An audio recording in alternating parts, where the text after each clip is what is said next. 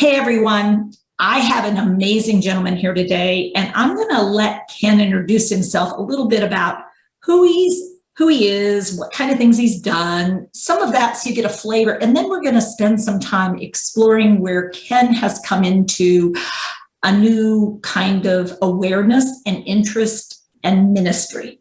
And I'm going to call it that. He can tell me if I'm off on that, but I think I'm sort of on target. So Ken, tell us a little bit about you.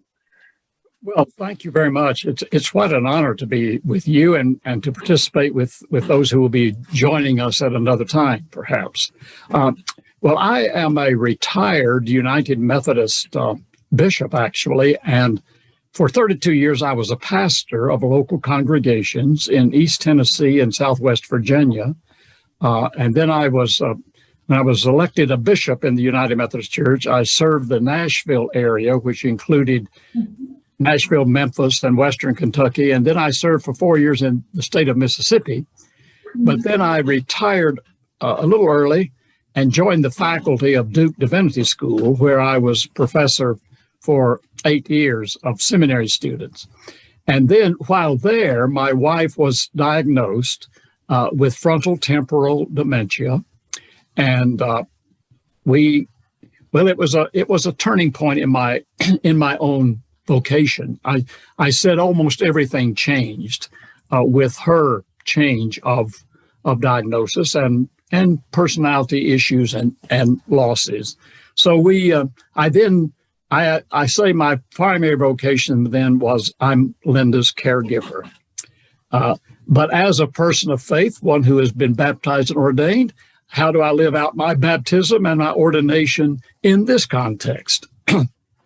So we moved to, we learned very early that living with dementia requires a village. At least it requires a family. And our wonderful daughters and their families said, we need to be together for this odyssey or journey. So we moved down to South Carolina from Durham. I retired for another time, and we moved down to be near them. And then I started teaching part-time at the Lutheran Seminary. We moved into a retirement community where there was continuous care, anticipating that Linda might need that care, or I might also in the future. So Linda then, her disease progressed, and but what it was for me, and incidentally, we were on that journey with her she was in the memory facility of that facility for 18 months. Okay. When her personality began to change and she developed the symptoms like paranoia and made it difficult for me to deal. She thought I was trying to trust you, and she didn't want to be with you because she couldn't recognize you for who you were to her. And it felt more like a capture, a kidnapping, or a holding ransom. Precisely. Very painful for me, obviously. But I felt for her safety, for her care, she wouldn't let me care for her the way I wanted to. She was admitted there. She was there for 18 months. Her being an introvert, she didn't adjust very well because of the lack of privacy in that context. But then she lost a lot of weight. She declined fairly rapidly. And then she went on hospice care. She lost the ability to feed herself, forgot how to feed herself, and her mobility was limited. So they gave me the option of either admitting her to the nursing facility or to bring her home. At that time, the prognosis was that maybe 6 months to a year, which, well, I took her home 36 months later. I was going to say, and once she was back in an environment of where she could be an introvert and have privacy, and she got familiar voice around her and familiar support around her, the dementia mattered less, and she was in a safe space. She was, and it was some of the best experiences of my life. One of the nurse practitioner who had been dealing with her for several years, while we were go on the journey, after she had, it was probably 2 years being at home. She said, "I'm just so surprised that Linda is still with us." And I said, "Well, what do you think accounts for it?" And I shall remember her quote always. She said, and I may tear up a little, she said, "She's been loved to life." And I thought, isn't that our responsibility to love each other to life? Yeah. And she loved me to life too, by letting me love her in her. Yeah. In her. Because the hardest time for you was when she would not let you be the person you so wanted to be to her, and she needed that space held, and you were able to do that, and that was the hardest time for you.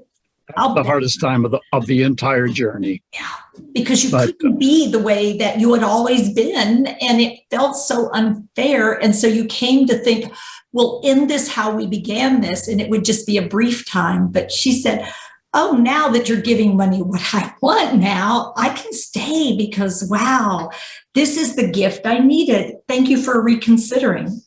But I hope that's enough. In that journey, by the way, I kept asking, how can is there a way that I can live out my ordination and so I learned all I could about dementia and care of dementia. And that's where so many of your resources have been so helpful. And I developed a course for seminary, because I was teaching part-time at the Lutheran Seminary by now. And so I developed a course on ministry with the forgotten, dementia through a theological lens, because what I learned in that experience was every area of my life was changing. And it was challenging every area of my life. We often think of the challenges purely in terms of finances or physical challenges, but it was spiritually challenging for me as well as for Linda. Well, maybe this is an opportunity to grow then. So what is this doing in terms of, where is God in all of this? Yeah. What's my role? What's the role of the church in all of this? And I've come to the conclusion, Teepa, that faith communities are the key, or at least one of the keys. So I'm committed. Yay! Let's bring in faith communities, because so often faith communities add to the isolation. Yeah. But the great gift of a faith community is community. Yeah. Community is that wholeness, that sense of completeness, that sense of acceptance, that sense that I'm part of something more than me. And when we are all part of this together, then wow, we lift one another, we carry, we share, you help me, I help you. This sense of relationship that goes beyond an intimate one-on-one relationship as a spousal relationship or a family relationship, to a sense of beyond that, the bigger entity of being present for one another and knowing that one another is whole and well. And this medical thing that people have, or this physical thing that someone has, or the brain thing that somebody has, doesn't diminish their oneness and their wholeness and their part, unless we choose to make that so, or feel that way about it, which is, to me, one of the greatest sadnesses that happens in faith communities, is the sense of doesn't belong. The Abingdon Press asked me to write a since I was doing the course, and they felt seminaries did not have much. They didn't offer much at all in this arena, and certainly where I had been teaching didn't, and where I, being familiar with seminaries, they did. This was not an area they deal with. No. So they asked me if I'd write. So based on that, and I'm not trying to sell books. No. But I wrote the book, Ministry with the Forgotten, Dementia Through a Spiritual Lens. And it's basically, my goal is, the spiritual lens, because we tend to view dementia only through a medical lens. Mm-hmm. And the medical lens focuses on symptoms. And almost all the symptoms, at least the ones we focus on, are negative. They are losses. And what faith communities offer, what theology or spirituality offers, is a broader lens, because we are not symptoms, we are stories. Oh. And and even our stories are part of a larger story, the community story. And from a faith perspective, we're part of God's story. There you go. And so what's really amazing about the way you're looking at it, Ken, is we're stories. And one of my statements is we're about relationships. And the relationships are ever changing, but it doesn't mean there aren't relationships. They're changing relationships. And so there's stories and changing stories. And the story goes on. And it's not about, always about loss. Is this, it's like I'm living with dementia. Yeah, my brain is changing, and for sure I'm losing things that I used to value and used to be able to do but I'm still here and I'm still wholly present. I'm just gradually very different, and I will appear different and things will be different, but that doesn't mean it's not me. And you're going to need to adapt and be with me, or you will choose to not. And our stories together stop because you can't figure out how to read my story. Yeah. Both of you diminish in that. Yeah.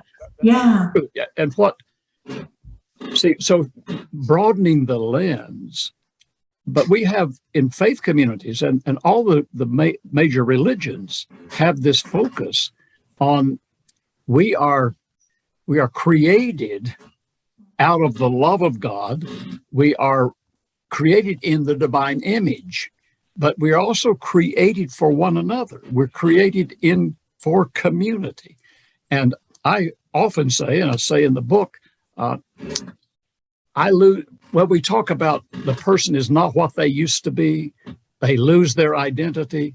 Well, none of us are what we used to be. We change all the time, but we don't lose our identity. I strongly resist this notion that I think, therefore I am. Yeah. I am my capacity to think. That's the old Cartesian notion. And we live in a hyper-cognitive society, but we limit cognitive to too much. What's contained in this little organ up here called the brain, but we are more than what's in our brains. I often remind people that we only can recall a very small portion of our lives. On my 80th birthday, my daughters invited people to write letters of memories. Do you realize that probably 40% of those memories they shared, I did not recall? That means my memory is held by community. So I say to people, we only lose our memories if we lose our community. And we only lose our identity if we lose our sense of identity, if we lose our community, because our identities, people see me in ways I don't see myself. They know me in ways I don't know me. So my identity is more than what's contained in this organism, my body. And we have this notion of autonomy, personal autonomy. We need to get rid of that. We are very interdependent. Yeah. We're bound together. Yeah. And I think the church, faith communities can help to overcome the stigma, They can help to counter this sense of the person's living with, with dementia. How many times did I hear Linda say, I can't think, I'm not worth anything. Well, how can we assure people because you don't think clearly doesn't mean you're not worth. Yeah. Our worth isn't in what we think, it isn't in any of our capacities. Our worth is in our inherent gift as God's beloved child made in the divine image. And that's a gift, and only God can take it. And what I understand of God, that'll never be taken from us. Yeah, there you go. There you go. Not the vengeful, like, I'm going to get even with you kind of thing. No, not that. So what's really remarkable for me is, and speaks to the belief that we work with, which is, I'm not going to sit in judgment of anything. I'm going to make offers. And if you accept my offer, then we form community. And if I figure out that I'm having trouble with making the offer in a way that you figure out what I'm trying to offer, I have the opportunity to think, okay, wonder if you're busy doing something else. And so my offer is not falling on deaf ears. Actually, you're engaged in something different than what I thought you were engaged in, or how I'm asking is not working for you. And so in that moment, I have a chance for reflection, and I can come up with, okay, well, let me try another way of asking. And so it may be sitting quietly or changing position, or it could be, let's see, one that I'll often use is da da da da da da da. And so I pick something that I know might have meaning for them and for me, and I try humming or softly singing or just even tapping and see what happens, because often it's like, oh, I recognize you, you're familiar.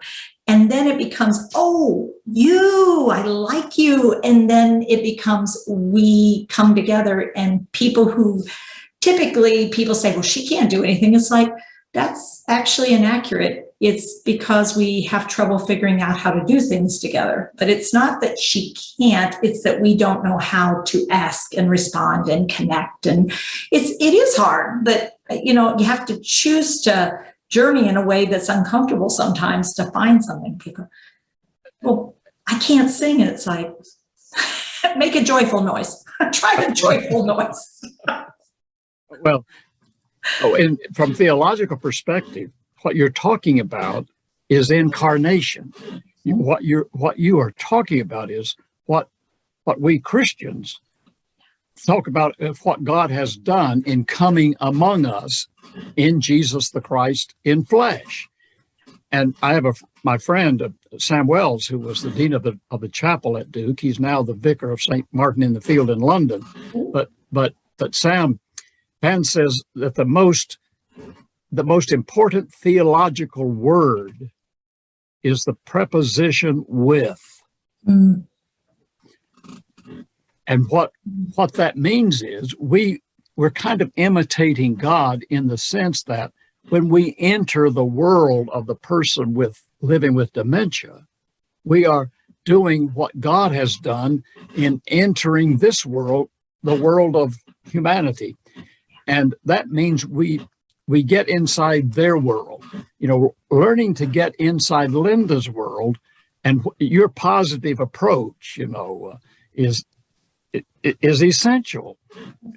I learned very early by my mistakes, never argue with Linda because you'll lose. Well, I probably lost most of the arguments even before the disease, but that may have not been all that different. You just felt different about it. I felt different about it, but as you know, there was, back before the 1970s, there was this reality orientation.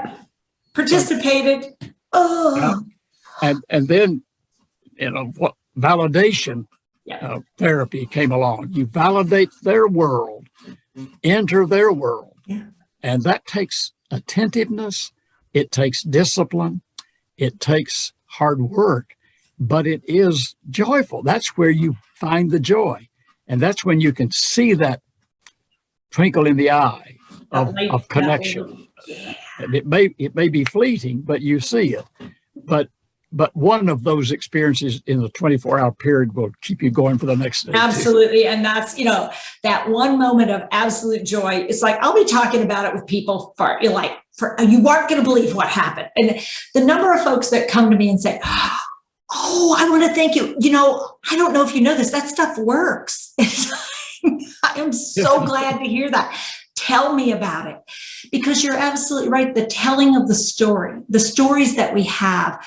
I don't know what I do in the world, because it's not just what I do. It's what people choose to do, having interacted with me or listened or watched. And the same is true with each of us as human beings. We do not have any idea of what we do or don't do, what we say or don't say, how we respond, how that might impact a human being when I'm not with them. And so suddenly, what we do does matter. It always matters. And that's true with people living with dementia,